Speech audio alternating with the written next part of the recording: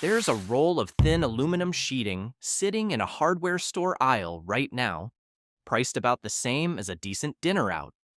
Most people walk past it assuming it's packaging material or a drop cloth. Independent thermal testing tells a different story.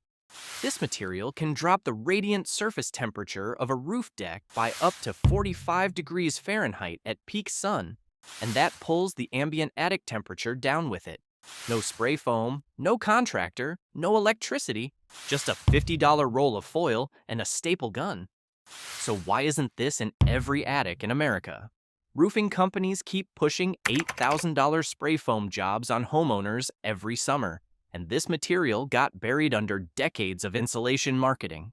It's starting to make a comeback anyway, and it's worth understanding why. The story doesn't start with home construction. In the early 1960s, NASA engineers had a brutal problem. How do you protect a spacecraft and the people inside it from the vacuum of space where there's no air to carry heat away, only radiation? Their solution was a paper-thin, metallized polyester film that reflected up to 97% of incoming radiant heat. That became the space blanket, and it's the direct ancestor of the radiant barrier now sitting on hardware store shelves. NASA wasn't first to the idea, though. Mediterranean builders were whitewashing rooftops with lime centuries earlier, using the same principle. A reflective surface bounces the sun's energy back before it becomes heat you have to live with. The material didn't reach American homes until the 1980s, when the Florida Solar Energy Center started publishing field data on foil radiant barriers installed under residential roof decks. Their tests, run across dozens of real homes in one of the hottest, most humid climates in the country, showed consistent double-digit reductions in attic heat gain. But it stayed a niche product, known mainly to off-grid builders and a handful of energy auditors, while the mainstream insulation industry spent its marketing budget on fiberglass bats and later spray polyurethane foam. Manufacturers eventually laminated the foil to a more durable backing, and that's what turned it from a specialty contractor job into something you can install yourself in a weekend. If deep dives into forgotten home tech like this are your kind of thing, we cover one every week, so it's worth subscribing before we get into how this stuff actually works. A radiant barrier doesn't work like insulation, and that difference is why it can outperform materials that cost 20 times as much. Three things are happening at once. First, emissivity.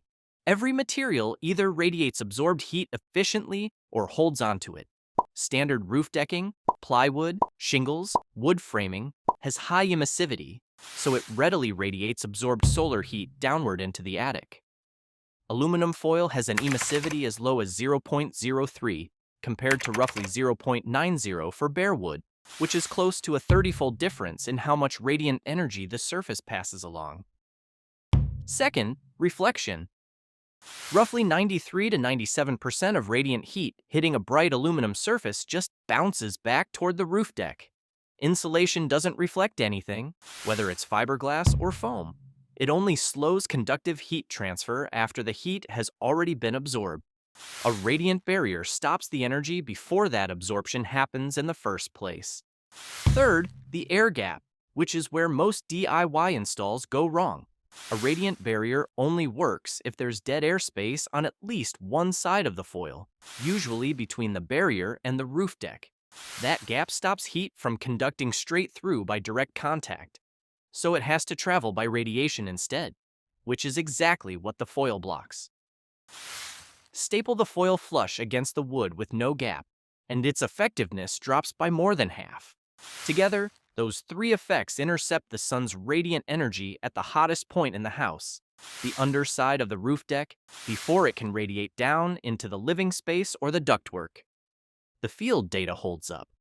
The Florida Solar Energy Center's long-term studies recorded radiant barrier installations, cutting attic heat gain by 16 to 42%, depending on climate and installation quality. Oak Ridge National Laboratory, working with the Department of Energy, documented ceiling heat flux reductions of up to 45% in hot, sunny climates.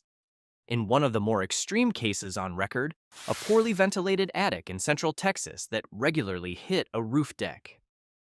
Surface temperature above 150 degrees Fahrenheit, measured just under 105 degrees Fahrenheit after a foil radiant barrier install, a swing right around that 45 degrees Fahrenheit figure.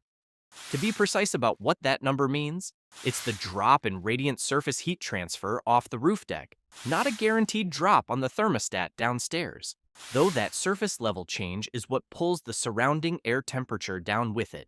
A 500 square foot roll of heavy-duty perforated foil runs about $50, and a full 1,500 square foot attic typically needs 2 to 3 rolls, putting the whole job at $100 to $180 in materials.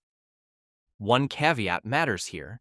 A radiant barrier doesn't replace insulation, it supplements it, and the two solve different problems. Insulation slows conductive and convective heat transfer over time. A radiant barrier blocks radiant heat transfer instantly. If your attic already has thick, properly installed insulation, but still gets scorching in summer, a radiant barrier can close that gap. If your attic has no insulation at all, foil alone won't cut it, especially once winter hits and the problem flips to heat loss instead of heat gain. There's also a dust issue worth knowing about.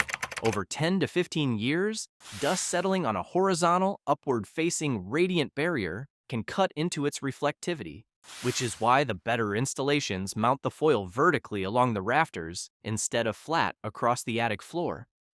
As for why spray foam contractors don't bring this up, to be fair to foam, it's not doing the same job as foil. Spray foam handles conductive insulation and air sealing, stopping heat that's already moving through a material and plugging the gaps that let conditioned air escape. A radiant barrier doesn't touch either of those problems. It stops radiant heat, the energy coming straight off the underside of a sun-baked roof deck, for a fraction of the cost. For attics that already have decent insulation but still bake in direct sun, that radiant piece is the missing 45 degrees Fahrenheit, and foam was never built to handle it efficiently. A radiant barrier install is a weekend project. Foam needs a truck, a crew, protective equipment, and in most places, a permit. One is a $50 roll from the hardware store. The other is a multi-$1,000 invoice, and the margins on foam jobs give contractors little reason to hand you a staple gun and walk away with a $50 sale. If you're in a hot, sunny climate, especially anywhere in the Sunbelt, the install itself is simple. Staple the foil to the underside of the rafters with the reflective side facing down, and keep that air gap against the roof deck. Wear a respirator, work on a cool morning, and don't cover the soffit vents, since airflow still matters even with the barrier in place.